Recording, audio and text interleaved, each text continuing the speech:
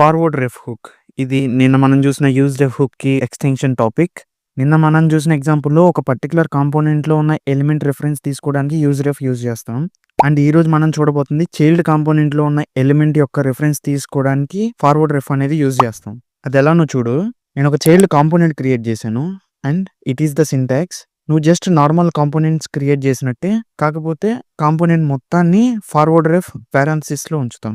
అంతే. నువ్వు normal ప్రాప్స్‌ని accept చేసుకోవాలంటే ప్రాప్స్ అని యూజ్ చేస్తాం. అదే రిఫరెన్స్‌ని గెట్ చేసుకోవడానికి ఆర్‌ఈఎఫ్ యూజ్ చేస్తాం. అండ్ ఈ చైల్డ్ కాంపోనెంట్‌లో ఉన్న ఇన్‌పుట్‌కి నేను గెట్ చేసుకున్న రిఫరెన్స్ ఇచ్చాను. అండ్ పేరెంట్ కాంపోనెంట్ చూస్తే నేను చైల్డ్ కాంపోనెంట్‌ని యాక్సెప్ట్ చేసుకున్నా. అండ్ ప్రాప్స్‌తో పాటు రిఫరెన్స్ కూడా ఇచ్చాను. అండ్ పైన రిఫరెన్స్ అనేది ఒక వేరియబుల్‌లో స్టోర్ చేశాను. అండ్ లాక్ చేశాను. And see the output. నేను ఎప్పుడైతే బటన్ క్లిక్ చేస్తున్నానో నాకు పేరెంట్ ఎలిమెంట్ రిఫరెన్స్‌తో పాటు చైల్డ్ ఇన్పుట్ రిఫరెన్స్ కూడా వస్తుంది. సో ఇందుకు మనం ఫార్వర్డ్ రెఫ్ అనేది యూజ్ చేస్తాం. నీకు చైల్డ్ కాంపోనెంట్‌లో ఉన్న ఏ ఎలిమెంట్ రిఫరెన్స్ అయినా నీకు పేరెంట్ కాంపోనెంట్‌లో కావాలి అంటే మనం ఫార్వర్డ్ రెఫ్ అనేది చైల్డ్ కాంపోనెంట్‌లో యూజ్ చేస్తాం. Hope you get the concept.